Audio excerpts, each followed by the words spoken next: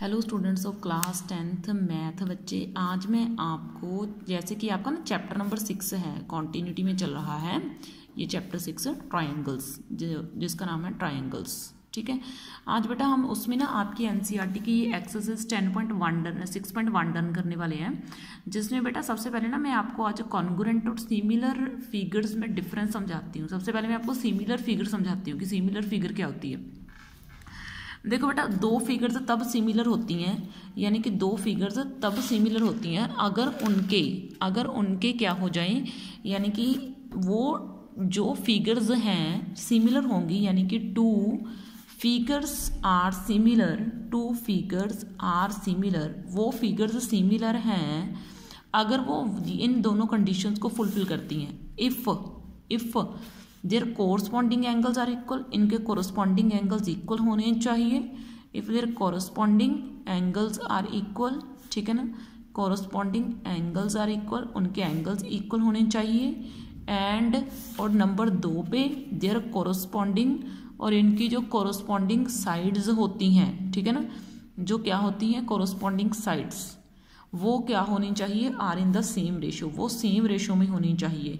किस रेशो में होनी चाहिए, वो सेम रेशो में होनी चाहिए। तो उसको बोलते हैं क्या, सिमिलर फिगर्स। ठीक है ना, उनको सिमिलर बोला जाता है अगर इनके कोरस्पॉन्डिंग एंगल क्या हो, इक्वल हो, और इनके कोरस्पॉन्डिंग साइड्स क्या हो, वो सेम रेशो में हो, तो उन दोनों फिगर्स को हम क्या बोलते हैं, सिमिलर बोला जाता है। ठीक है, अब देखो बेटा, जैसे ना मैं ये एक स्क्वायर ले रही हूँ, ठीक है ना, एक छोटा स्क्वायर ले लिया एक, और इस स्क्वायर का मैंने नाम रख दिया, इसकी सभी साइड्स 1 सेंटीमीटर की हैं, मान के चल पड़ो।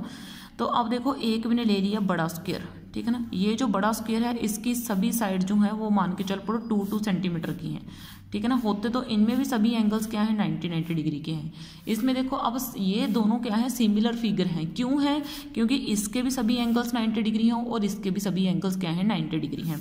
और इनकी साइड की रेशियो, मान लो इसका नाम ABC और D है, और इसका नाम PQRS है, ठीक है ना।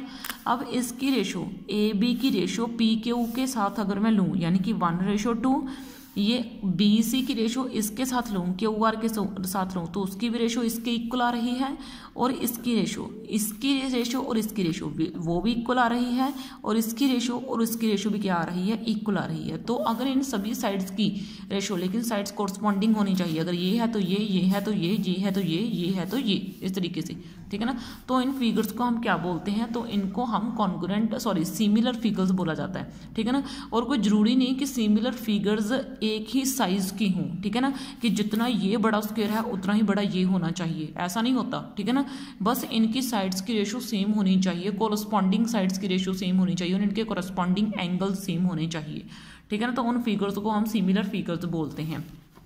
तो अब देखो बेटा, अब इस एक्सरसाइज में क्या है, अब इस एक्सरसाइज फर्स्ट में है ऑल सर्कल्स आर कॉन्ग्रुएंट। क्या सभी सर्कल, कॉन्ग्रुएंट का मीनिंग क्या है, कॉन्ग्रुएंट का मीनिंग है कि सभी एक ही साइज के, एक ही शेप के, जिनका साइज भी सेम हो। यानी कि अगर मैं 2 सेंटीमीटर का, 2 रेडियस का ले रही हूँ, 2 सेंटीमीटर के रेडियस का सर्कल ले रही हूँ, तो दूसरा भी 2 सेंटीमीटर के रेडियस का ही होना चाहिए, तो उसको कॉन्ग्रुएंट बोला जाता है, बिल्कुल सेम एडिक्टो, जिनका साइज भी सेम हो, ठीक है ना। लेकिन सभी सर्कल्स का साइज सेम हो ये तो नहीं हो सकता ना, कोई सर्कल छोटा बड़ा भी तो हो सकता है ना। तो इसलिए जो होते हैं सर्कल्स वो सिमिलर होते हैं, कॉन्ग्रुएंट नहीं। और सभी स्क्वायर्स तो मैंने अभी आपको बना के दिखाए, वो भी क्या होते हैं, सिमिलर होते हैं, ठीक है ना। All dash triangles are similar. अब देखो, आइसोलेटरस ट्रायंगल सिमिलर नहीं हो सकती, इक्विलेटरल ट्रायंगल हमेशा सिमिलर हो सकती हैं। क्यों, देखो भाई, अगर मैं आइसोलेटरस ट्रायंगल को सिमिलर बनाऊंगी, मान के चल पड़ो ना, मैंने ये एक ट्रायंगल ले ली, और ये ना मान के चल पड़ो आइसोलेटरस ट्रायंगल है, ये 1 सेंटीमीटर है, और मान के चल पड़ो नीचे वाली 2 सेंटीमीटर है, और इसमें क्या है, मान के चल पड़ो ये 2 सेंटीमीटर है, और ये 1 सेंटीमीटर है। इसका नाम मैंने रख दिया क्या, ABC, और इसका नाम मैंने क्या रख दिया, PQR। अब इनकी साइड्स की रेशो लेना जरा, इसकी रेशो 1:1, ये तो आ गई इतनी। अब इस साइड की रेशो इसके साथ लो, वो भी मान लो कितनी आ गई, 2:2, ये भी कट करके 1:1 आ जाएगी। अब इसकी रेशो इसके साथ लेना जरा, तो ये 1:2 आ गई। अब तीनों की रेशो तो सेम नहीं हुई, तो आइसोसेलेस ट्राइंगल जो है वो सभी की सभी क्या नहीं हो सकती, सिमिलर नहीं हो सकती। लेकिन अगर मैं इक्विलेटरल ट्राइंगल लूँ, देखो इक्विलेटरल ट्राइंगल हो तो इसकी भी साइड्स मैंने क्या ले ली, 3, 3, 3। अगर इसकी साइड में क्या ले रही हूँ, 5, 5, 5। अब इनकी रेशो निकालोगे तो आपकी रेशो क्या आ जाएगी, सेम आ जाएगी। इसलिए जो सभी इक्विलेटरल ट्राइंगल्स होती हैं वो क्या होती हैं भाई, वो ही सिमिलर हो सकती हैं, आइसोसेलेस ट्राइंगल सिमिलर नहीं हो सकती। 2 पॉलीगन्स जो हैं जिनके सेम नंबर ऑफ साइड्स होती हैं, 2 पॉलीगन जिनकी नंबर ऑफ साइड्स क्या होती हैं, सेम होती हैं, उनके कॉरस्पॉन्डिंग एंगल्स क्या होते हैं, R' इक्वल होते हैं। इनके कॉरस्पॉन्डिंग एंगल्स क्या होते हैं, इक्वल। देयर कॉरस्पॉन्डिंग साइड्स, और इनकी कॉरस्पॉन्डिंग साइड्स क्या होती हैं, प्रोपोर्शनल। अभी मैंने आपको बताया कि इनके कॉरस्पॉन्डिंग एंगल्स इक्वल होने चाहिए और इनके कॉरस्पॉन्डिंग साइड्स प्रोपोर्शनल होनी चाहिए। ठीक है, आप देखो उसने बोला give 2 different examples of pair of a similar figure. Similar figure की 2 एग्जांपल्स दीजिए। देखिए मैंने अभी तो आपको दे दी, एक तो इसे स्क्वायर की दे देना, एक तो पेयर ये हो गया सिमिलर फिगर का, एक ये हो गया। मैंने आपको 2 एग्जांपल दे तो दी सिमिलर फिगर की, ठीक है ना, तो ये दोनों सिमिलर ही तो हैं। अब उसने बोला कि 2 नॉन सिमिलर फिगर की एग्जांपल दीजिए, यानी कि 2 फिगर ऐसी जो नॉन सिमिलर होनी चाहिए। वो तो आप कुछ भी बना लो, एक तरफ मैंने रेक्टेंगल बना दिया, एक तरफ मैंने ये स्क्वायर बना दिया, एक तरफ मैंने ट्रेपीजियम बना दिया, एक तरफ मैंने सर्कल बना दिया। तो ये देखो ये एक पेयर हो गया, ये दूसरा पेयर हो गया, और दोनों एक दूसरे पे कहीं पे दूर दूर तक मैच नहीं कर रहे, तो ये क्या है, नॉन सिमिलर फिगर्स हैं। ठीक है, देखो बेटा आगे, अब देखो बेटा आगे नेक्स्ट क्या है, ये तो मैंने आपको सिमिलर और नॉन सिमिलर की एग्जांपल्स बता दी। अब इसने बोला स्टेट वेदर द फॉलोइंग एक quadrilateral are similar or not. ये 2 क्वाड्रिलेटरल्स मुझे दिए हैं कि ये दोनों क्वाड्रिलेटरल सिमिलर हैं और नहीं। पहले तो मुझे यही दिख रहा है कि ये क्वाड्रिलेटरल सिमिलर नहीं है, क्यों, क्योंकि यहाँ पे सभी एंगल्स क्या है 90 डिग्री के, और यहाँ पे तो कोई नहीं 90 डिग्री का एंगल दिया हुआ। तो सबसे पहले तो उनके कॉरस्पॉन्डिंग एंगल्स इक्वल होने चाहिए, तो इसके तो कॉरस्पॉन्डिंग एंगल्स इक्वल है नहीं।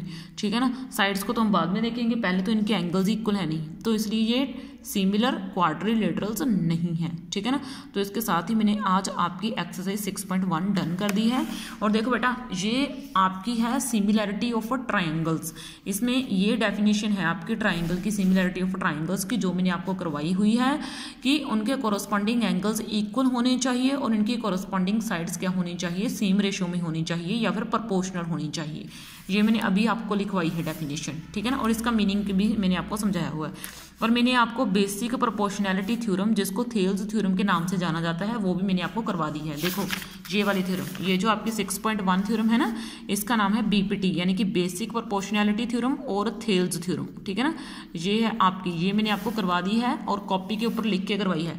और थ्योरम को कैसे करना है वो भी मैंने आपको बताया है। ठीक है ना, ये जो 6.2 थ्योरम है ये है आपका कन्वर्स ऑफ बीपीटी। ठीक है ना, और इसको आप एनसीईआरटी ना ही करो तो बेहतर है, क्योंकि मैंने आपको ये करवाई हुई है। इसके लिए आप वीडियो ना आपके अलग से बना रखी है, आप उसको भी देख लेना। ठीक है, तो इसके साथ ही बेटा मैंने आज आपको एक्सरसाइज 6.1 डन करवा दिया है, इसको इंट्रोडक्शन भेज दी है, दोनों थ्योरम्स भी भेज दी हैं इन एडवांस। अब हम नेक्स्ट वीडियो में आपकी 6.2 एक्सरसाइज के ऊपर वर्क करेंगे। ओके बेटा, थैंक यू।